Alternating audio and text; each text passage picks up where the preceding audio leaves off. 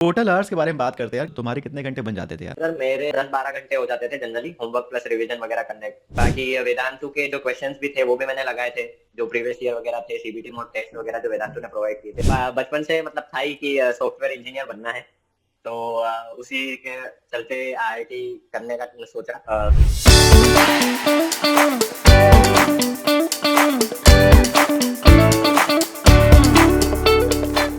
Hello hello नयन, कैसे हो? आवाज़ आ रही मेरी?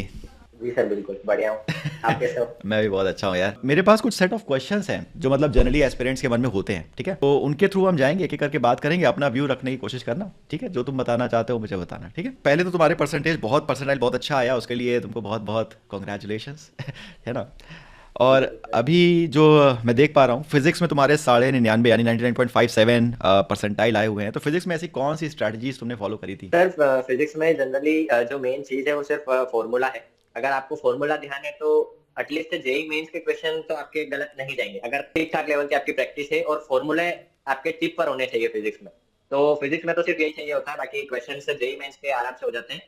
तो एनसीईआरटी है, बाकी वेदांतु के जो क्वेश्चंस भी थे वो भी मैंने लगाए थे, जो प्रीवियस ईयर वगैरह थे, सीबीटी मोड टेस्ट वगैरह जो वेदांतु ने प्रोवाइड किए थे बहुत वो अच्छा, भी मैंने बहुत अच्छा। लगाए थे, तो उससे भी बहुत हेल्प मिली।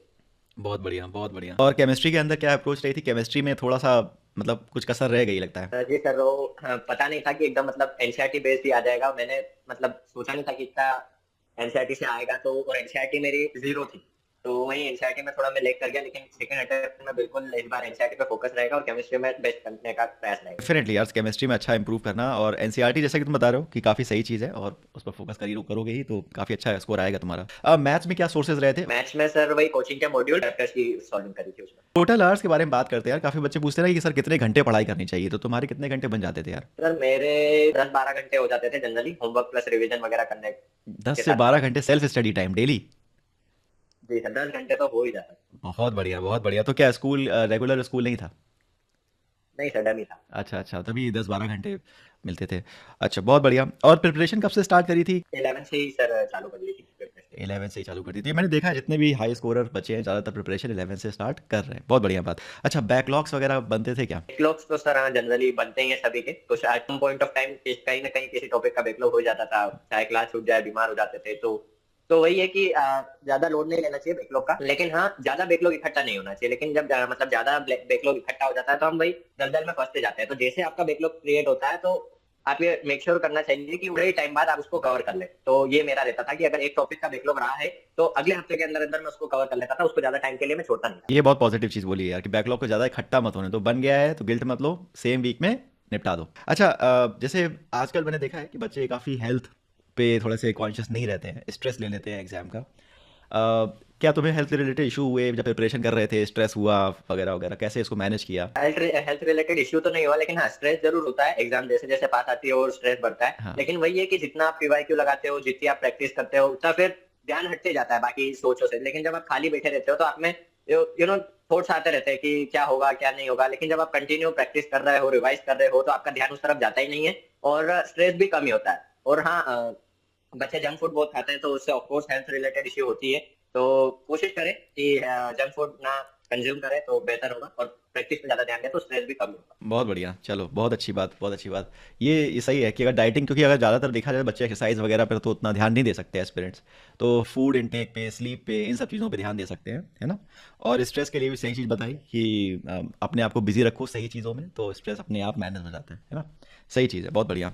अच्छा, जैसे कि हम लोग बात करते हैं कि पेपर के टाइम पर टाइम मैनेजमेंट गड़बड़ हो जाता है ना? कई बार कई बच्चों का आता हुआ क्वेश्चन छूट जाता है, कि अभी मैंने कई बच्चों से बात करी है, तो उन्होंने बताया सर पेपर मेरे 2 नंबर, 2 क्वेश्चन, 3 क्वेश्चन छूट गए या सिली मिस्टेक हो गया। तो उसके लिए क्या स्ट्रैटेजी लगाई तुमने, कैसे उसको टैकल किया?